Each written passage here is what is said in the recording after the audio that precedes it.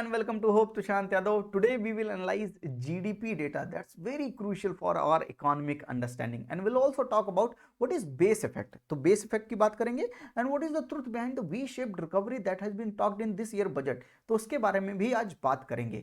तो ये जो 11-12% की रेट से ग्रोथ होगी जीडीपी की 2021-22 में, ये जो एस्टिमेट किया गया है इसके बारे में बात करेंगे. तो 2020-21 में कितने परसेंट है? -7.7% की ग्रोथ रेट है जीडीपी की, और ये प्रिडिक्ट किया गया है, एस्टिमेट किया गया है कि 2021-22 में ये 11-12% होगी. That's why it's a V shaped recovery.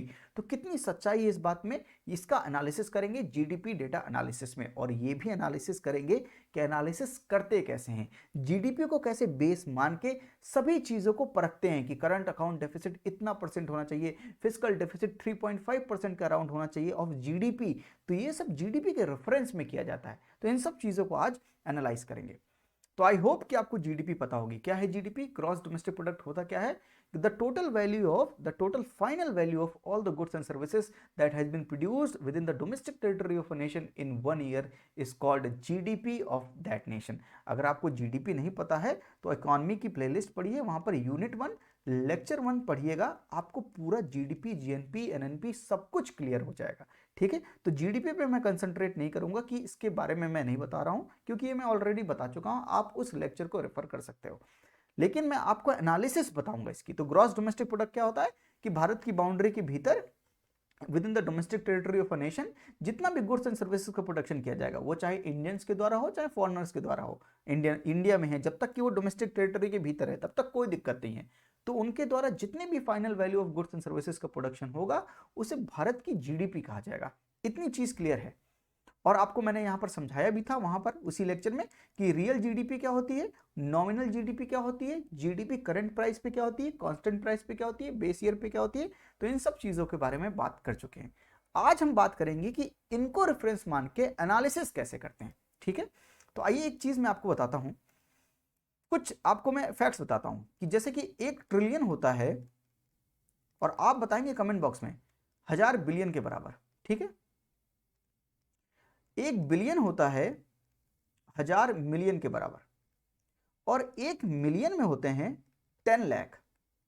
ठीक है, ये आप ऐसे बॉक्स बना के अपने पास रख लीजिए. ठीक है, जो जो मैं कह रहा हूं बस वो करते जाइए. अब मैं आपसे बताता हूं आपको एक फैक्ट कि जीडीपी जो भी हमारी नॉमिनल जीडीपी है, नॉमिनल जीडीपी का मतलब उसमें इन्फ्लेशन का भी इंपैक्ट लिया हमने, और उसमें जो प्रोडक्शन में, उत्पादन में जो वृद्धि हुई है, जो इंक्रीज इन द प्रोडक्शन हुआ है, उसका भी इंपैक्ट लिया है. रियल जीडीपी में केवल प्रोडक्शन का इंपैक्ट लेते हैं, इन्फ्लेशन को इंक्लूड नहीं करते हैं. लेकिन नॉमिनल जीडीपी में इन्फ्लेशन का भी इंपैक्ट होता है. मैं मोटा मोटा बता दे रहा हूं, लेकिन आप उस लेसन को रेफर कर लीजिएगा, उस लेक्चर को पूरा देख लीजिएगा. तो नॉमिनल जीडीपी हमारी अराउंड $3 ट्रिलियन इकोनॉमी है. तो अगर नॉमिनल जीडीपी की बात करें तो वो $3 ट्रिलियन है. ठीक है, $3 ट्रिलियन की इकोनॉमी है. चलिए, ये 2 फैक्ट आपको पता चल गए. अब मैं आपको एक क्वेश्चन देता हूं, इससे रिलेटेड नहीं है. मेरा सवाल आपसे ये है कि अगर मैं कहूं कि आपको 1 लाख करोड़ लिखना है, और मैं उसमें पूछूं कि 1 के आगे कितने जीरो होंगे, तो बस आप न्यूमेरिकल वैल्यू बता दीजिए कि 1 लाख करोड़ लिखेंगे कैसे, और अगर लिख लिया तो उसके अंदर कितने जीरो हैं, कमेंट बॉक्स में तुरंत बता दीजिए. कैसे करेंगे इसको? अब 1 लाख करोड़ कैसे लिखते हैं? हमें तो बस यही आता है, इकाई, दहाई, सैकड़ा, हजार, 10,000, लाख, 10 लाख, करोड़, 10 करोड़, अरब, 10 अरब, खरब, 10 खरब, और हम चलते जाते हैं. ये लाख करोड़ वाली तो गिनती हमें नहीं सिखाई गई. लेकिन इसे लिखते कैसे हैं? अगर आप चैंपियन हैं तो आपको पता होगा. देखिए, इकोनॉमी में थोड़ी सी मैथ्स आती है, क्योंकि इकोनॉमी में मैथ्स आना जरूरी भी है, क्योंकि आप पैसों की बात कर रहे हैं, परसेंटेज की बात कर रहे हैं, तो थोड़ी सी तो मैथ्स आएगी. अब मैं आपको समझाता हूँ 1 लाख करोड़ लिखते कैसे. वो आपने डेटा नोट कर लिया था ना, 1 लाख करोड़. देखिए, मैं 1 लाख लिखता हूं पहले, है ना, 1 करोड़ लिखता हूं. मान लीजिए इकाई, दहाई, सैकड़ा, हजार, 10,000, लाख, 10 लाख, करोड़. 1 करोड़ लिख दिया मैंने. सही लिखा है या नहीं? 7 जीरो लगाए, 1 करोड़ लिखा है. बोर मत होइएगा भाई, ये एक प्रैक्टिस है. एक बार आप करना पड़ेगा आपको, उसके बाद आपका दिमाग खुद झंझनाएगा, खुद कनेक्ट करेगा. जब आपको फिस्कल डेफिसिट आएगा ना 3.5%, तो आप खुद एब्सोल्यूट वैल्यू निकालोगे. तो चिंता मत करो, एक बार करना है, बस मेरे साथ करते जाओ आप. 1 लाख करोड़ लिखना है. मैंने क्या लिखा है? 1 करोड़ लिखा है. अब आप मेरा लॉजिक सुनना. तो ये 1 करोड़ लिख लिया मैंने, और ये 1 को मैंने बॉक्स में डाल दिया, सिर्फ 1 को. अब मैं आपसे एक पूछता हूं सवाल कि अगर एक की जगह मैं 2 लिख दूं तो ये कितने करोड़ होगा? आप कहेंगे सर 2 करोड़, ये क्या पूछ रहे हैं आप, फालतू सा सवाल है। नहीं भाई, फालतू नहीं है। अगर मैं एक की जगह 5 लिख दूं तो कितने करोड़? अरे सर 5 करोड़। अरे भाई एक की जगह मैंने 10 लिख दिया, कितने करोड़? 10 करोड़। अरे सर आप इस एक की जगह कुछ भी लिख दोगे उतने करोड़ बन जाएगा, आप तो यही बोलोगे ना। तो मैं आपसे कह रहा हूं कि इस एक की जगह आप 1 लाख लिख दो, तो ये 1 लाख करोड़ बनेगा या नहीं बनेगा? लॉजिक है या नहीं? तो मैं एक की जगह 1 लाख लिख लेता हूं। इकाई, दहाई, सैकड़ा, हजार, 10,000, लाख, 1 लाख। ठीक है, 1 लाख इस बॉक्स में डाल दिया ने, 1 लाख। अब करोड़ में पहले लिखा था तो कितने जीरो थे? 7। 7 जीरो इसमें, 5 जीरो इसमें। मैंने यहां पर क्या लिखा है? 1 लाख करोड़। कितने जीरो हैं? 12 जीरो हैं इसमें। ठीक है, तो 10 की पावर 12, 1 लाख करोड़ में 12 जीरो होते हैं, ऐसे लिखते हैं 1 लाख करोड़। समझे इस बात को? 1 करोड़ लिखा मैंने, फिर एक की जगह मैं कुछ भी लिख दूंगा वही बन जाएगा। मैंने आपसे पूछा इसीलिए 5 लिख दीजिए, 10 लिख दीजिए, आपने कहा 1 लाख लिख दीजिए, मैंने लिख दिया। 1 लाख करोड़ ऐसे लिखते हैं और 12 जीरो होते हैं। अब मैं आपसे एक चीज पूछना चाहता हूं कि मैं अगर 1 ट्रिलियन को लाख करोड़ में, या मैं कहूंगा 1 ट्रिलियन को आप अपनी टर्म्स में लाइए, लाख में लाइए, तो आप क्या करोगे? तो 1 ट्रिलियन को लिखना है आपको, उसमें बनाना। तो आपने कहा कि 1 ट्रिलियन में 1000 बिलियन होते हैं, सर बताया था। 1 बिलियन में 1000 मिलियन होते हैं, तो 1000 बिलियन में इतने मिलियन हो गए। ठीक है, अब मिलियन में 10 लाख होते हैं, तो इतने मिलियन में कितने लाख? मिलियन हटा दीजिए, इतने लाख हो गए। और लाख क्या होता है? तो लाख को लाख लिख लीजिए, इकाई, दहाई, सैकड़ा, हजार, 10,000, लाख। और यहां पर ये लिख दीजिए आप। भाई ये क्या आ गया? पूरा 10 की पावर 12, इसमें भी 12 जीरो हैं अगर आप काउंट करेंगे। कहने का मतलब 1 ट्रिलियन 1 लाख करोड़ के बराबर है। समझो इसको गौर से एकदम, मैं डेटा का एनालिसिस करवाऊंगा अभी, यहीं पर बताऊंगा। 1 ट्रिलियन 1 लाख करोड़ के बराबर है। और हमारी नॉमिनल जीडीपी कितनी है? बताइए बताइए, नॉमिनल जीडीपी कितनी है हमारी? 3 ट्रिलियन डॉलर, लगभग लगभग 3 ट्रिलियन डॉलर की इकॉनमी है, यानी 3 लाख करोड़ डॉलर की इकॉनमी है। डॉलर का अगर मान ले हम कन्वर्जन रेट अभी 70 रुपए मान लेते हैं फॉर आर शेक, तो अगर 70 रुपए मान लेते हैं तो कितने लाख करोड़ रुपए में निकालें? तो 3 इंटू 70 यानी 210 लाख करोड़ रुपए की हमारी जीडीपी है नॉमिनल। तो जीडीपी नॉमिनल कितनी है? 210 लाख करोड़ रुपए। समझे इस बात को? तो मैंने जीडीपी को लाख करोड़ में ला दिया। कैसे? जब ट्रिलियन में दिया होगा हमें कोई भी चीज, तो उसको कैसे लाख करोड़ में चेंज करते हैं? 1 ट्रिलियन में 1 लाख करोड़ होते हैं। इसीलिए मैंने आपको दोनों एक्सरसाइज बताई कि 1 लाख करोड़ लिखते कैसे हैं, और फिर मैं 1 ट्रिलियन को 1 लाख करोड़ में आपको कन्वर्ट करके बताया। रेफरेंस ये है कि मैं जीडीपी को, नॉमिनल जीडीपी को मैंने लाख करोड़ में लाया। अब मैं आपको रियल जीडीपी के बारे में बताता हूँ।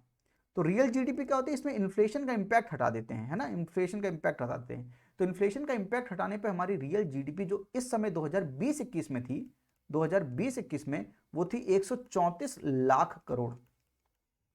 अब जब भी आपको कभी कोई चीज लाख करोड़ में दिखेगी, आपसे कहा गया कि 3.5% ऑफ जीडीपी फिस्कल डेफिसिट होना चाहिए, ये बढ़ के 4% हो गया है, तो इसका 4% निकाल दीजिएगा, तब आपको पता चल जाएगा कि फिस्कल डेफिसिट इसका कितना है। कहा गया कि करंट अकाउंट डेफिसिट इतना होना चाहिए, 2% होना चाहिए। कहा गया आपको कि रेवेन्यू डेफिसिट 0 होना चाहिए, 0.2 होना चाहिए, 2 होना चाहिए, या 1 होना चाहिए, कुछ भी होना चाहिए। तो आप क्या करेंगे? इसका निकालेंगे और जीडीपी से कैलकुलेट करके देखेंगे कि कितना फिस्कल डेफिसिट है। समझे इस बात को? जीडीपी क्या है? यानी 134 लाख करोड़ का प्रोडक्शन किया गया है पूरी इकोनॉमी में एक साल में। कौन से साल में? 2020-21 में। तो 134 लाख करोड़ का, इसके रेफरेंस में हम चीज पढ़ेंगे। देखिए रेफरेंस जरूरी है। मैं आपसे पूछूं कि आपकी सैलरी कितनी है, आप बोल दे 12 लाख रुपए, इसका कोई मतलब नहीं है 12 लाख रुपए का। भाई एक दिन में 12 लाख, एक महीने में, एक वीक में, 365 दिन में, 4 महीने में, 4 साल में, कब 12 लाख? सैलरी विदाउट टाइम बता रहे हैं आप, तो फिर तो वो तो बेकार है। 12 लाख कब? आप बोलोगे साल में 12 लाख, यानी पर मंथ आपकी 1 लाख सैलरी है, तब मैं रेफरेंस में समझूंगा। मैं अगर बात करता रहूं कि इतनी जीडीपी है, मैं आपको एब्सोल्यूट नंबर बता दूं, फिजिकल डेफिसिट इतने लाख करोड़ है, उसका कोई मतलब नहीं, वो एब्सोल्यूट नंबर्स हैं। आपने अब कहा कि इतने लाख करोड़ का घोटाला हुआ है, कैसे समझोगे कि जीडीपी के रेफरेंस में कितना हुआ है, कितने परसेंट ऑफ जीडीपी के रेफरेंस में घोटाला हुआ, कितने परसेंट ऑफ जीडीपी का एक्सपेंडिचर हो रहा है इंटरेस्ट पेमेंट में, कितना डिफेंस में खर्चा हो रहा है, एजुकेशन में 6% ऑफ जीडीपी देने की बात कर रहे हैं, तो इसका 6% कितना होगा? आप समझ रहे हैं इन चीजों को, ऐसे एनालाइज करते हैं इसका। इस अब 134 लाख करोड़ में 11% का ग्रोथ होगा अगले साल, ये प्रिडिक्ट किया गया। तो 11% का ग्रोथ अगर होगा तो जीडीपी 149 लाख करोड़ पहुंच जाएगी, रियल जीडीपी। इस तरह से डेटा एनालाइज करते हैं। अब मैं आपको समझाता हूं वी शेप्ड रिकवरी, है ना। तो मैंने जीडीपी बताया, total value of final goods and services produce in domestic territory of economy in a given accounting और financial year is called domestic product. और करता कौन है? National statistical office under ministry of statics and programming implementation. ठीक है, ये सब आप जानते हैं, मैं आपको ये पढ़ा चुका हूं। अब यहां पर आइए, जो मेन खेल है, जीडीपी आप समझ गए, रियल जीडीपी। अब देखिए 2016-17 में 123 थी, 123 लाख करोड़। 2017-18 में हो गई 132, तो 123 से बढ़कर कितनी हो गई? 132। तो ग्रोथ रेट कैसे निकालते हैं? इन दोनों का डिफरेंस निकालते हैं। कितना डिफरेंस है? 9। डिवाइड किससे करेंगे? 123 से इंटू 100। ये क्या आ जाएगा आपका? तो यही करते हैं ना कि जो भी डिफरेंस है डिवाइड बाय इनिशियल इंटू 100, ऐसे ही तो निकालते हैं ग्रोथ रेट। तो ग्रोथ रेट कितनी आ जाएगी? 7%। अब 2017 से 18-19 देखेंगे तो कितनी है? 140 लाख करोड़ पहुंच गई, यानी 6.1% का ग्रोथ रेट है। 140 से 46 पहुंच गई, यानी 4.2% का ग्रोथ रेट है 2019-20 में। और 2020-21 में आ गया है corona virus, novel corona virus. उसने प्रोडक्शन में इतनी कमी कर दी, अब कोई घर से बाहर निकल ही नहीं रहा, इंडस्ट्री चल नहीं रही है, किसान तो तब भी काम कर रहे थे, थोड़ा बहुत वही प्रोड्यूस कर रहे थे। कहने का मतलब इकोनॉमी में स्लो डाउन आ गया, रिसेशन आ गया। कैसे? क्योंकि जीडीपी में यहां पर क्या 146 से हम 134 लाख करोड़ पहुंच गए, 146 से डायरेक्ट जंप मार के 134 लाख करोड़ पहुंच गए, यानी हमारी ग्रोथ रेट कैसी है? नेगेटिव में -7.7%। अब आप समझिएगा इस चीज को, यहां पर वी शेप्ड रिकवरी की बात करें, यही है वी शेप। देखिए 4.2 से -7, और -7% से गवर्नमेंट करिए अगले साल 11% पहुंच जाएंगे, तो ये वी बन गया ना, वी, इसलिए बोल रहे हैं इसे वी शेप्ड रिकवरी होगी जीडीपी में। अब एक चीज समझते हैं, यहां पर एनालिसिस करते हैं कि वी शेप्ड रिकवरी मतलब ये कहां तक ठीक है और कहां तक इसमें क्या हो सकता है। एक चीज यहां पे समझिए, अगर हम 2020-21 को हटा दें, एक समय मान लीजिए 2020-21 को हटा दीजिए, 2020-21 को हटाएंगे, तब 146 और 149 के बीच में जरा आप ग्रोथ रेट देखिए, तो 146 और 149 के बीच का 3 difference divide by initial into 100, ये आएगा 2 से 3% के बीच में, 2 to 3% आएगा लगभग। आप देख लीजिएगा, अगर मैं 2020-21 को हटा दूं और मैं ग्रोथ रेट देखूं 2019-20 से 2021-22 में, डायरेक्ट इन 2 सालों में केवल 2-3% का जीडीपी ग्रोथ हुआ है। अगर अगले साल जीडीपी 11% से ग्रो हुई तो भी, तो भाई बेस इफेक्ट का मतलब क्या कि जीडीपी इतनी कम हो गई है, -7.7% हो गई है, इतनी कम हो गई है, यानी बेस इतना 134 लाख करोड़ का हो गया है। क्या अगर आप नॉर्मल 146 लाख भी करोड़ पहुंच जाते, अगर मैं 149 नहीं कह के 146 कहता, तब भी भैया 8-9% की ग्रोथ रेट होती। हम 146 से 146 में रहते तो भी 8-9% की इंटरेस्ट ग्रोथ रेट होती। क्यों? क्योंकि हम बीच वाले ईयर में 2020-21 में -7.7% से ग्रो हुए हैं, यानी 134 लाख करोड़ है। यानी जीडीपी का जो बेस है, इसे बेस इफेक्ट कहते हैं। इसके कम होने से अगले साल वाली बहुत ज्यादा लग रही है, 11% से ग्रो हो रही है। अगर एक्चुअल देखा जाए तो वो 2-3% से ही ग्रो हो रही है, इन 2 सालों में 2-3% से ही रेट से ही ग्रोथ हो रही है जीडीपी की। तो इस कोरोना ने मार तो सबको मारी है, लेकिन समझने की बात यह है कि 2 साल में केवल 2-3% का ग्रोथ हो रहा है जीडीपी में। और वी शेप्ड रिकवरी की बात कर रहे हैं, कह रहे हैं 11% से जीडीपी ग्रो होगी। हाँ होगी, लेकिन वो 11% क्यों है? क्योंकि हमारा बेस लो है, 134 लाख करोड़ का बेस है। 146 लाख करोड़ का होता तब 11-12% होती, तब मैं देखता कि जीडीपी की हाँ ग्रोथ अच्छी है। ऐसे एनालाइज करेंगे। समझ रहे हैं इस चीज को? अरे मजा आया या नहीं? ये आप समझ गए, वी शेप्ड रिकवरी है, बिल्कुल है, 11% से ग्रो करेगी। एब्सोल्यूट नंबर्स में अगर देखें तो 149 लाख करोड़ पहुंच जाएगी, लेकिन अगर 146 से कंपेयर करें 2019-20 से, तो केवल 2-3% से ही ग्रोथ रेट आ रही है। आई होप कि आपको ये समझ में आया होगा, ये वी शेप्ड रिकवरी क्यों है, ये वी शेप्ड रिकवरी क्यों है, और इसका क्या सिग्निफिकेंस है। तो आई होप कि जीडीपी के जो डेटा एनालिसिस मैंने बताई है, कैसे किन चीजों को कंपेयर करते हैं, ये आपको अच्छा लगा होगा। तो अगर अच्छा लगा तो इस चैनल को सब्सक्राइब जरूर कीजिएगा, वीडियोस को लाइक कीजिएगा, और अगर आप मुझसे कनेक्ट हो सकते हैं तो इंस्टाग्राम, फेसबुक, टेलीग्राम पे कनेक्ट हो सकते हैं। तो आज के लिए इतना ही। थैंक यू, नमस्ते, जय हिंद।